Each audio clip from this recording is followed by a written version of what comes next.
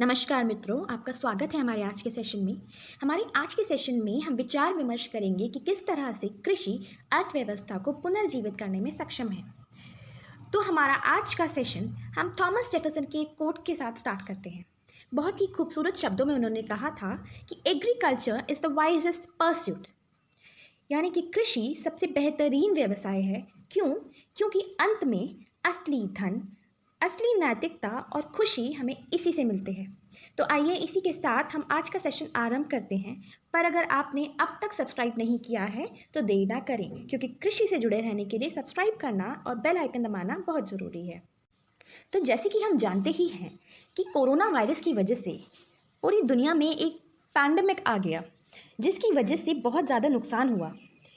Economy जो 2020 में 2.5% तक ग्रो होने वाली थी, वो IMF के अकॉर्डिंग 3% से भी ज़्यादा श्रिंक होने की आशंका है 2020 में। तो उसके लिए सारी कंट्रीज़ इस अपनी अपनी इकोनॉमीज़ को रिवाइव करने के लिए काफ़ी सारे एफर्ट्स दे रही हैं। तो हमारी कंट्री इंडिया, जो कि एक एग्रीकल्चरल कंट्री है, इसका अपना ध्यान वो रूरल एरियाज़ को रिवाइव करने में लगा रही है। तो किस तरह से हम रूरल एरियाज़ को रिवाइव कर सकते हैं और क्या हो सकता है उसका इफ़ेक्ट, तो हम आगे जानते हैं। तो आइए सबसे पहले देखते हैं कि इंडिया में एग्रीकल्चर का कंट्रीब्यूशन क्या है। एग्रीकल्चर इंडिया में 17% कंट्रीब्यूट करता है GDP का, जो कि अराउंड $265 बिलियन बनता है। और इंडिया की 60 से 70% पॉपुलेशन डायरेक्टली या इनडायरेक्टली एग्रीकल्चर पर डिपेंड करती है। वर्ल्ड के टोटल 1/4 फार्मर्स और टोटल एरेबल लैंड का 48% इंडिया होल्ड करता है। पल्सेस और मिल्क का टॉप प्रोड्यूसर है। वीट, राइस, फ्रूट्स, वेजिटेबल्स का सेकंड लार्जेस्ट और फूड ग्रेन्स में थर्ड लार्जेस्ट प्रोड्यूसर है। जबकि अभी देखा जाए तो करंट फिस्कल ईयर 2021 में एग्रीकल्चर 3% के रेट से ग्रो कर रहा है और नॉन एग्रीकल्चर सेक्टर से 16% ज़्यादा ग्रो करने का स्कोप है। पर कोरोना वायरस की वजह से, कोविड-19 की वजह से सारी की सारी urban industries, semi urban industries, manufacturing industries या जितनी भी कंस्ट्रक्शन यूनिट या एग्रीकल्चरल एक्टिविटीज़ जो रूरल एरिया में होती थी, वो सब बहुत बुरी तरह अफेक्ट हुई है। इसकी वजह से इंडिया ही नहीं, पूरा वर्ल्ड को रीशेप करने की ज़रूरत है। हमारा जो नेशन है अभी फ़िलहाल पूरी तरह से आत्मनिर्भर भारत की तरफ इंक्लाइंड है। तो इस तरह से हम कह सकते हैं कि अगर हम एग्रीकल्चर सेक्टर को रीबूट करें तो काफ़ी पोटेंशियल है कि हम इकोनॉमी को दोबारा रिवाइव कर सकते हैं। हमारी विलेजेस में काफ़ी अनटैप्ड पोटेंशियल है, बहुत सारी इंडिजिनस नॉलेज है, बहुत डाइवर्सिटी है। तो इसकी वजह से बहुत ज़्यादा स्कोप होता है कि हम विलेजेस को किस तरह से रिवाइव कर सकें। वर्ल्ड इकोनॉमी में अगर हम देखें तो इंडिया की पोजीशन बहुत अच्छी है। तो जिस तरह से रिवर्स माइग्रेशन हो रहा है कोविड की वजह से, तो रूरल पॉपुलेशन और भी ज़्यादा बढ़ने वाली है, बढ़ रही है, बढ़ गई है। और ये जो जितने भी एरियाज़ में, जितने भी रूरल एरियाज़ में जो माइग्रेंट्स आए हैं बाहर से, वो सब नियर फ्यूचर में अभी जल्दी तो नहीं जाने वाले, क्योंकि बाहर कोई जॉब्स ही नहीं है। तो इस बहुत ज़्यादा बड़ी माइग्रेंट पॉपुलेशन, इतनी वर्क फोर्स को एब्जॉर्ब करने के लिए फार्मर्स को अपस्किल करना पड़ेगा, और ये बहुत ही ज़रूरी है। तो 4 कैटेगरीज होती है माइग्रेंट्स की। जो माइग्रेंट वर्कर्स हैं उनको unskilled, skilled, semi skilled, women, इस तरीके की 4 कैटेगरीज में डिवाइड किया जा सकता है। तो ये चारों कैटेगरीज अलग अलग तरीके के काम ले सकती है। तो इसीलिए ये बहुत इंपॉर्टेंट है कि हम शॉर्ट टर्म मेजर्स ना लेके हम लॉन्ग टर्म मेजर्स की तरफ जाएं, क्योंकि अभी गेन नहीं होगा अगर हम शॉर्ट टर्म मेजर्स की तरफ ही रह जाएंगे। तो पूरी तरह अगर हमें इस चीज़ का, सारे पोटेंशियल का फ़ायदा उठाना है, तो फार्मर्स को बहुत ज़्यादा अपग्रेड करने की ज़रूरत है, इंफ्रास्ट्रक्चर को अपग्रेड करने की ज़रूरत है। बहुत ज़्यादा हमें ज़रूरत है कि हम अपने जो एग्रीकल्चर सेक्टर है उसको अच्छी तरह से रिवाइव कर सकें। तो ये ज़रूरी है कि हम जो माइग्रेंट वर्कर्स हैं, जो रिटर्न करा है जिन लोगों ने, उन लोगों को लॉन्ग ड्यूरेशन के लिए स्किल बेस्ड जॉब्स प्रोवाइड की जाए या उनकी स्किल डेवलपमेंट में काम किया जाए, तो ये काफ़ी अच्छी तरह से वो अपने आप को रिवाइव कर सकते हैं। तो क्योंकि हम बोल सकते हैं कि पूरे ऑल द ईयर राउंड हम ये बोल सकते हैं कि बाकी और इंडस्ट्रीज़ तो अभी पूरी तरह से रिवाइव होने वाली है नहीं, बहुत सारे सेक्टर्स हैं जो रिवाइव नहीं होंगे, उन सब पे हम डिपेंड नहीं कर सकते। इसलिए जो सेक्टर हमारा रिवाइव हो सकता है, जिसको हम स्ट्रेंथन कर सकते हैं, वो हमारा फार्मिंग सेक्टर ही है। तो उससे हमारे को डिसेंट लाइवलीहुड भी मिलेगा, फूड भी मिलेगा और न्यूट्रिशन सिक्योरिटी भी हमें मेंटेन कर सकते हैं। तो इसलिए बहुत इंपॉर्टेंट है कि हम अभी एग्रीकल्चर सेक्टर को प्रमोट करें। पर कोविड-19 की वजह से काफ़ी ऑब्स्टिकल्स आए थे कोरोना वायरस की वजह से। तो इस पैंडेमिक की वजह से हमारी जो सप्लाई चेन्स हैं वो डिस्टर्ब हो गई, जो लेबर फोर्सेस हैं वो रिड्यूस हो गई, जितने भी हमारे स्टेपल्स थे उनकी प्राइसेस बहुत ज़्यादा बढ़ गई, सप्लाई शॉक बढ़ गया, स्लो डाउन हो गया प्रोडक्शन में। तो इन सब की वजह से क्या हुआ कि हमारा जो मॉडर्न फूड सिस्टम था वो काफ़ी ज़्यादा वल्नरेबल हो गया।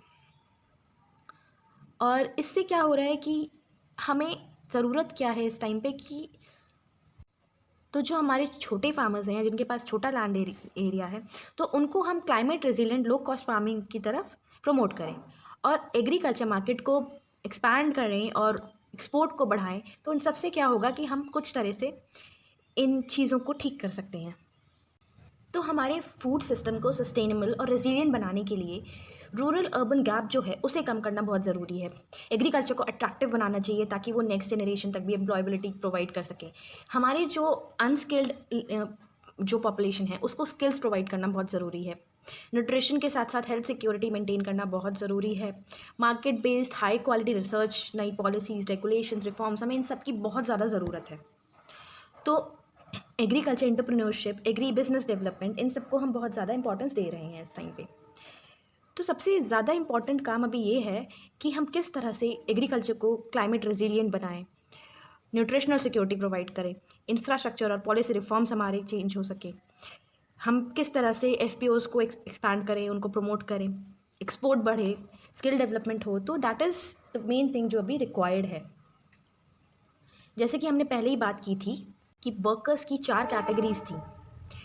तो जो अनस्किल्ड वर्कर्स हैं उनको हम ग्राउंड वाटर रिचार्ज स्ट्रक्चर्स को कंस्ट्रक्ट करने में, वर्मी कंपोस्टिंग, मैन्युफैक्चरिंग और गोट रेयरिंग, मशरूम कल्टीवेशन, इन चीज़ों में इन्वॉल्व कर सकते हैं। जो स्किल्ड लेबर्स हैं वो मशरूम रिटेलिंग कर सकते हैं, मैकेनाइज्ड बैम्बू प्रोडक्ट्स बना सकते हैं, एग्रो मशीनरी मेंटेन कर सकते हैं।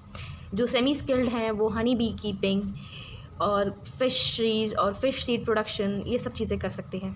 जो विमेन या स्ट्रीट फूड वेंडर्स जो भी हैं वो लोग हर्बल कलर्स मैन्युफैक्चर करने में काम कर सकते हैं, एनर्जी फूड प्रोडक्शन कर सकते हैं, mushroom based snacks, ornamental fish, तो हनी डिस्ट्रीब्यूशन, इन सब चीज़ों का काम कर सकते हैं। आगे हम बात करें अगर कि गवर्नमेंट ने कोविड के टाइम पे क्या इनिशिएटिव्स लिए, तो हम बोल सकते हैं कि उन्होंने काफ़ी सपोर्ट किया गवर्नमेंट ने और फंड्स प्रोवाइड किए ताकि प्रोडक्टिविटी थोड़ी बढ़ सके। इनकम सपोर्ट 9.9 करोड़ फार्मर्स को मिला थ्रू पीएम किसान, और क्रेडिट सपोर्ट किसान क्रेडिट कार्ड लोन्स के थ्रू मिला। और जो ई नाम का नेटवर्क था जो 585 मार्केट्स का था वो एक्सपैंड होकर 1000 मार्केट्स का हो गया। और डायरेक्ट मार्केटिंग में और फार्म प्रोड्यूस को प्रोक्योर करने में टेक्नोलॉजी और इनोवेशंस का इंटरवेंशन किया गया, जिसकी वजह से काफ़ी फ़ायदा हुआ। और इस तरह से हम कह सकते हैं कि गवर्नमेंट ने इनिशिएटिव्स तो लिए हैं, पर फिर भी सबसे ज़्यादा ज़रूरी ये है कि किस तरह से ये जो एडिशनल वर्कफोर्स है उसको सही कामों में लगाया जा सके।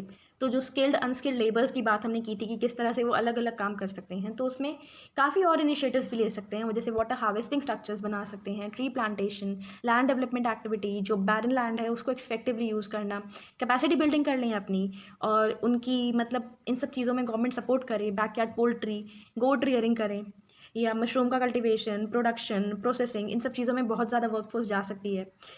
फ़िश को कल्चर करना, वेस्ट मैनेजमेंट करना और स्किल बेस्ड एक्टिविटीज़ करना, या जो स्मॉल स्केल इंडस्ट्रीज़ हैं या जो इक्विपमेंट्स बनाना एग्रीकल्चर से रिलेटेड, उन सब चीज़ों में ये वर्कफोर्स इंगेज हो सकती है। ऑर्गेनिक मैन्योर प्रोड्यूस करना, वर्मी कंपोस्टिंग, ये काफ़ी अच्छे मतलब चीज़ें हैं जिसमें एग्रीकल्चर की वर्कफोर्स काफ़ी ईजिली इन्वॉल्व हो सकती है। और इन सब के साथ साथ एक बहुत इंपॉर्टेंट रोल हमने बात की थी कि वुमेन का रोल को बढ़ाना है, उनका रोल बढ़ाना है उनको कैसे, क्योंकि उनको बहुत ज़्यादा, हम अगर देखें तो जो हिली एरियाज़ होते हैं वहाँ पे भी मोस्टली एग्रीकल्चर में ज़्यादा फीमेल्स डोमिनेट करती हैं। तो उस तरह से फीमेल्स को और ज़्यादा इनकरेज किया जा सके ताकि वो और ज़्यादा अच्छी तरह से उसमें पार्टिसिपेट करें। जो फार्मर ऑर्गेनाइजेशंस हैं उनको प्रमोट किया जा सके। तो इस तरह से ऐसी काफ़ी चीज़ें हैं जो कि हमें करनी चाहिए और जो कि फार्मर्स और गवर्नमेंट को बहुत ज़्यादा लेवल पे अडॉप्ट करना ज़रूरी है। क्योंकि बैक टू विलेजेस वाला स्लोगन लेके जब आप पोस्ट कोविड इंडिया में एंटर कर रहे हैं तो बहुत ज़रूरी है कि ये जो एडिशनल वर्कफोर्स है वो अच्छी तरह से एब्जॉर्ब की जाए, और उसके साथ साथ ये वर्कफोर्स जब अच्छे से एब्जॉर्ब होगी तो ये जीडीपी में भी अच्छा कंट्रीब्यूशन देगी और हम इकोनॉमिकली रिवाइव कर पाएंगे। तो अपनी कंट्री को रीशेप करने के लिए हमें बहुत ज़रूरी है कि हम अपनी विलेजेस को रीशेप करें, जैसे कि गांधी जी ने भी बोला था, असली देश हमारा गांव में बसता है। तो बहुत ही ज़रूरी है कि हम अपने गांव को एम्पावर करें ताकि वहीं से अब एक नई शुरुआत हो सके। इसी के साथ हमारा आज का लेक्चर समाप्त होता है। हमारे आगे वाले टॉपिक्स के लिए आप जुड़े रह सकते हैं, बने रहिए, और आपको अगर ये पसंद आया है तो लाइक कीजिए। Thank you.